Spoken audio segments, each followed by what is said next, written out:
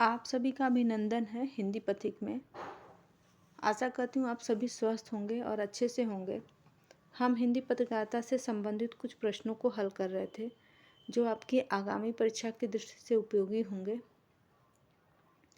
प्रश्नों को शुरू करने से पहले आपको बता दें कि हिंदी पत्रकारिता से संबंधित क्लासेस मेरे चैनल पे हो चुकी हैं, जिसको आप विस्तृत जानकारी हेतु आप देख सकते हैं। तो आपका कोई भी प्रश्न हो, कोई भी डाउट हो तो कमेंट बॉक्स में ज़रूर बताएं। चलिए शुरू करते हैं आज के प्रश्न। इसमें पहला प्रश्न है, इनमें से शोध पत्रिका कौन सी थी? पूर्वग्रह, धर्मयुग, कहानी, नागरिक प्रचारणी पत्रिका। तो कौन सी पत्रिका थी? पहले शोध पत्रिका नागरिक प्रचारणी पत्रिका। थोड़ी सी नागरिक प्रचारणी पत्रिका के बारे में जानेंगे हम। नागरिक प्रचारणी पत्रिका जो है एक शोध पत्रिका थी, जिसके द्वारा अनेक अज्ञात कवियों, लेखकों तथा ग्रंथ जो है प्रकाश में आए थे। और 1897 ईस्वी में काशी से नागरिक प्रचारणी पत्रिका का प्रकाशन जो है आरंभ हुआ था। श्याम सुंदर दास, पंडित सुधाकर द्विवेदी, कालिदास, राय कृष्णदास इसके संपादक रहे हैं। और आगे चलकर इनके प्रमुख संपादकों में आचार्य रामचंद्र शुक्ल, रामचंद्र वर्मा, गौरी शंकर, हीराचंद ओझा, चंद्र शर्मा गुलेरी भी जो है इसके संपादक रहे हैं। जो है ये पत्रिका जो एक शोध पत्रिका थी। और 1899 ईस्वी में चिंतामणि घोष ने एक प्रस्ताव सभा में रखा नागरिक प्रचारणी के कि इस पत्रिका का थोड़ा विकास किया जाए। तो यही पत्रिका आगे चल के जो है सरस्वती पत्रिका का रूप ले ली 1900 में। तो ये कुछ जानकारी थी जिसको आप ध्यान में रखिएगा। आगे बढ़ते हैं। इनमें से कौन सा शब्द पत्रकारिता से संबंधित नहीं है? तो कौन सा पत्र संबंधित नहीं है? अंक, मुद्रण, विज्ञापन, मुक्त। तो पत्रकारिता में अंक भी निकलता है, उसका मुद्रण भी होता है, उसमें विज्ञापन भी होता है। मुक्त इसका प्रयोग जो है इसमें नहीं होता है। तो सही आंसर होगा द जो है राइट आंसर। आगे बढ़ते हैं। लज्जा रखने को हिंदू भी हिंदू नाम बचाने को आया हिंदू पंच, हिंदू में हिंदी जाति जगाने को। यह पंक्तियाँ किस पत्र के आदर्श वाक्य थीं? ये पंक्तियाँ जो है किस पत्र में प्रकाशित होती थी? जैसा कि मैंने जब आपको क्लास में पढ़ा रही थी तो मैंने बताया था कि पत्रिकाएं जो हमारी पत्रिकाएं प्रकाशित होती थी उनके कुछ आदर्श वाक्य होते थे, कुछ स्तंभ होते थे जो कि परीक्षाओं में इससे प्रश्न जो है आते हैं। तो हिंदू पंच, हिंदू नवजीवन, हिंदू समाज कल्याण। तो सही उत्तर होगा इसका हिंदू पंच। अगला प्रश्न है, प्रथम हिंदी पत्र उदंत मार्तंड का प्रकाशन कब शुरू हुआ था? 30 मई 1826, 1 मई 1826, 30 मई 1829, 1 मई 1829। तो कब हुआ था? 30 मई 1826 को जो है इसका प्रकाशन आरंभ हुआ था। और हिंदी पत्रकारिता दिवस के रूप में भी 30 मई को जाना जाता है। तो इसको ध्यान में रखिएगा। आगे बढ़ते हैं। इनमें से कौन सी पत्रिका साहित्यिक पत्रिका थी? वामा, समाज कल्याण, गंगा, क ख ग। कमेंट में अपने प्रश्नों के उत्तर जरूर बताएं। तो सही उत्तर है क ख ग। क ख ग जो है एक साहित्यिक पत्रिका थी। और इसका प्रकाशन कहाँ से होता था? इसका प्रकाशन इलाहाबाद से होता था। और किस सन में होता था? तो 1963 ईस्वी से इसका प्रारंभ जो है होता था। और इसके संपादक कौन थे? तो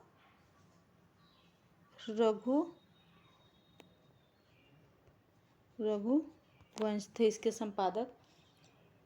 आगे बढ़ते हैं। अगला प्रश्न है, गांधी जी द्वारा किस पत्र का नाम हरिजन रखा गया? तो गांधी जी द्वारा किस पत्र का नाम हरिजन रखा गया था? हिंदी नवजीवन, हिंदू, हिंदी पंच हिंदू, हरिजन सेवक। तो किसका रखा गया था? हिंदी नवजीवन का। अगला प्रश्न है, उदंत मार्तंड का प्रकाशन कब बंद हुआ? तो उदंत मार्तंड का प्रकाशन जो है कितने वर्ष चला था, इसको आप जरूर बताएं कि कितने वर्ष में बंद हो गया था। ये 1827 ईस्वी में जो है इसका प्रकाशन जो है बंद हो गया था।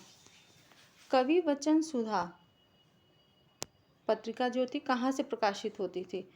कमेंट बॉक्स में इसके संपादक कौन थे ये जरूर बताएं। तो कवि वचन सुधा पत्रिका कहाँ से प्रकाशित होती थी? काशी से। अगला प्रश्न है,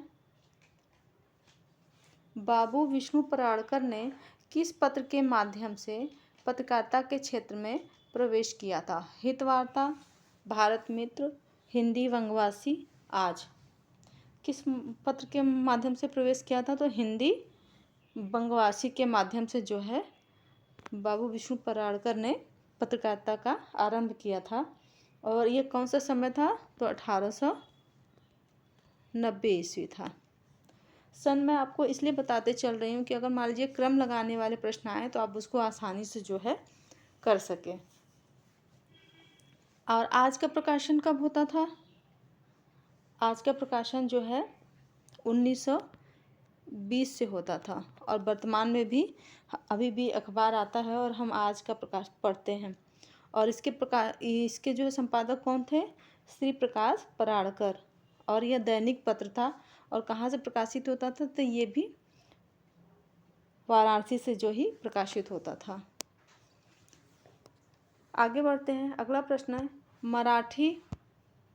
मराठी भाषा में सन 1881 से प्रारंभ हुए केसरी पत्र के संपादक के क्षेत्र में प्रवेश किया। मराठी भाषा में। और पत्र कौन सा था? केसरी पत्र था। संपादक के रूप में कौन प्रवेश किया? तो कौन प्रवेश किया? लोकमान्य तिलक। माखनलाल चतुर्वेदी इनमें से किस पत्र के संपादन में संबद्ध नहीं थे? माखनलाल चतुर्वेदी ने किस पत्र का जो है संपादन में वो नहीं थे? किस पत्र के संपादन में वो नहीं थे? प्रताप, प्रभा, मतवाला, कर्मवीर। तो उन्होंने प्रताप में भी थे वो और प्रभा में भी थे, कर्मवीर में भी थे। तो किस पत्र में वो नहीं थे? मतवाला में। सही आंसर होगा मतवाला। सही आंसर होगा। एक प्रश्न के माध्यम से आप कई प्रश्नों को भी ध्यान में लेके चलिएगा, इसीलिए मैं आपको सन और सब बताते हुए चल रही हूँ, जिससे कि आप अगर प्रश्न और तरीके से भी आए तो आप उसको हल कर सकें। साहित्य अकादमी से प्रकाशित होने वाली पत्रिका इनमें से कौन है? कौन सी थी? कौन है भाई? इंद्रप्रस्थ, भारती, गगनांचल, साहित्य अमृत, समकालीन साहित्य। कौन सा पत्रिका प्रकाशित होती थी साहित्य अकादमी से? तो समकालीन साहित्य।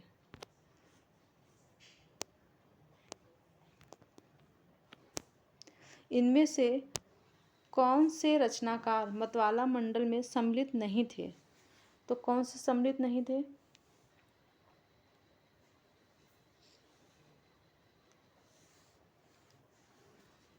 निराला तो थे ही, निराला थे, शिवपूजन सहाय थे, पांडे बेचन शर्मा उग्रजी भी थे। कौन नहीं था? तो मुंशी प्रेमचंद जी जो है मतवाला मंडल में सम्मिलित नहीं थे। तो सही आंसर होगा प्रेमचंद। आगे बढ़ते हैं। इनमें से किस पत्रिका का प्रकाशन बंद हो गया? किस पत्रिका का प्रकाशन बंद हो गया? धर्मयुग, नंदन, मनोरमा, हंस। तो धार्मिक युग का प्रकाशन जो है बंद हो गया और इसके संपादक कौन थे? धर्मवीर भारती। अगली पत्रिका है अंबिका प्रसाद वाजपेयी द्वारा प्रकाशित व संपादित नृ सिंह किस प्रकार की पत्रिका थी? साहित्यिक पत्रिका थी, राजनीतिक पत्रिका थी, व्यंग्य पत्रिका थी, बाल पत्रिका थी?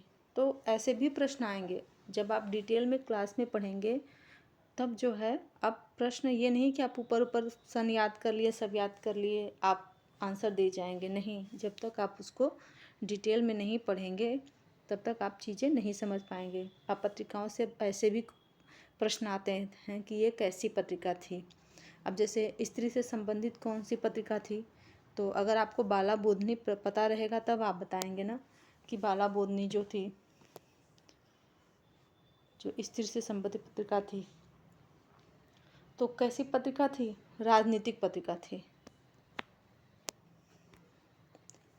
अगला प्रश्न है गांधी जी ने हिंदी, अंग्रेजी, तमिल, गुजराती इन 4 भाषाओं में से किस साप्ताहिक पत्र का प्रकाशन शुरू किया था? यंग इंडिया, नवजीवन, हरिजन, इंडियन ओपिनियन? तो किसका प्रकाशन शुरू किया था? इंडियन ओपिनियन का प्रकाशन जो है महात्मा गांधी जी ने शुरू किया था। अगला प्रश्न है सन 1947 में अज्ञे ने देश की स्वाधीन साहित्यिक चेतना को जगाने प्रतीक रूप में किस पत्र का जो है संपादन शुरू किया था? सैनिक, दिनमान, भारत मित्र, प्रतीक? तो किसका संपादन किया था उन्होंने? प्रतीक का संपादन जो है किया था सच्चिदानंद हीरानंद वात्स्यायन अज्ञे ने। कभी कभी परीक्षाओं में उनका पूरा नाम भी पूछ लिया जाता है, तो मैंने कहा कि बता दूं। प्रेमचंद द्वारा संपादित कौन सा पत्र प्रगतिशील लेखक संघ का मुख्य पत्र बना? तो प्रगतिशील लेखक संघ का मुख्य पत्र कौन सा बना? हंस। हंस जो है प्रगतिशील लेखक संघ का जो है मुख्य पत्र जो है बना। और आप हमें कमेंट बॉक्स में बताइएगा कि प्रगतिशील लेखक संघ का प्रथम अधिवेशन कहाँ हुआ था। आपके कमेंट का इंतजार रहेगा। चलिए आगे बढ़ते हैं।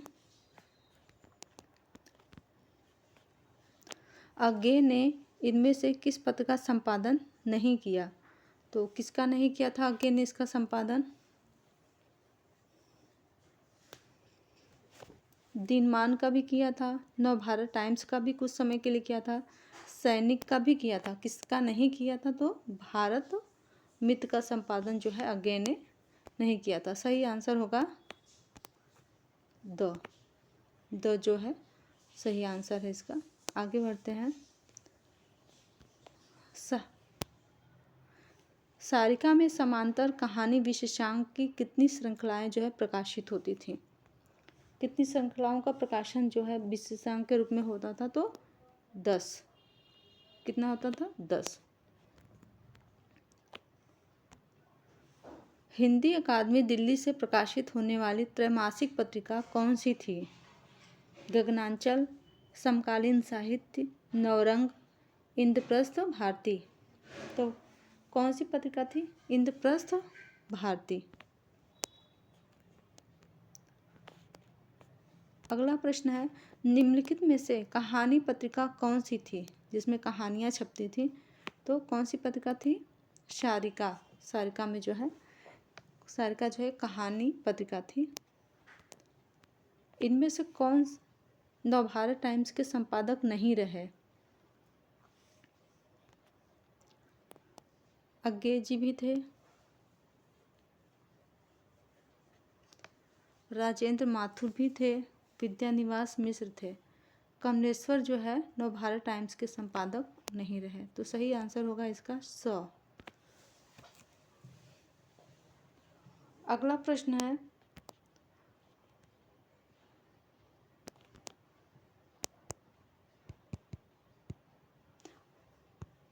अशोक वाजपेयी ने इनमें से किस पत्रिका का संपादन किया है? तो किसका संपादन जो है अशोक वाजपेयी ने किया था? पहल का, दिनमान का, पूर्वग्रह का, सारिका का? तो किसका संपादन किया था? पूर्वग्रह का। पूर्वग्रह का संपादन किसने किया था? तो अशोक वाजपेयी ने किया था। और ये किस सन में किया था? तो 1974 ईस्वी में किया था। और यह कैसा पत्र था? मासिक पत्र था। और कहाँ से प्रकाशित होता था? तो भोपाल से प्रकाशित होता था।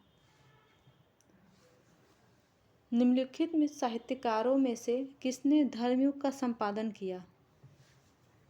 किस? धर्मवीर भारती, लक्ष्मीकांत वर्मा, सुमित्रानंदन पंत, नरेश मेहता। तो किसने किया था?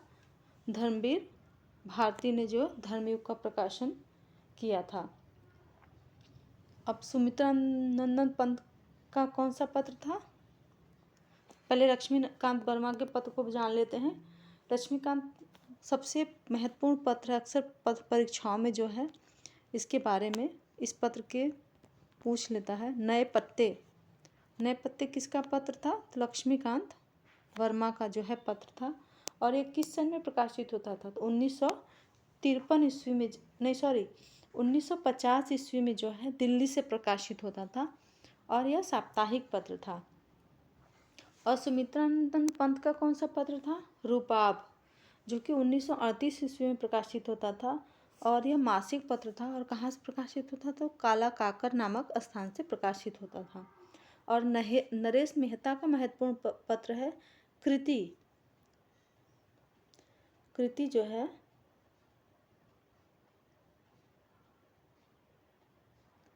कृति जो है 1950 ईस्वी में जो है प्रकाशित होती थी।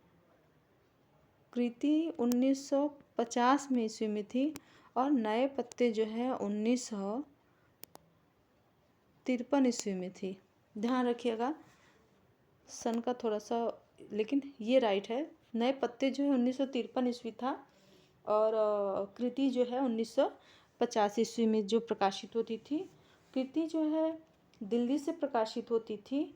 और यह साप्ताहिक पत्र था। और नए पत्ते जो है इलाहाबाद से प्रकाशित होती थी। और जिसको कि वर्तमान में प्रयाग भी कहते हैं। तो इन सन का थोड़ा सा मुझे कन्फ्यूजन हो गया था, लेकिन ये सही है। लक्ष्मीकांत वर्मा का जो पत्र था नए पत्ते, वो 1953 था। और नरेश मेहता की जो पत्रकृति थी वो जो है 1950 ईस्वी में था। और नए पत्ते इलाहाबाद से प्रकाशित होती थी। और कृति जो है दिल्ली से प्रकाशित होती थी। तो ध्यान रखिएगा।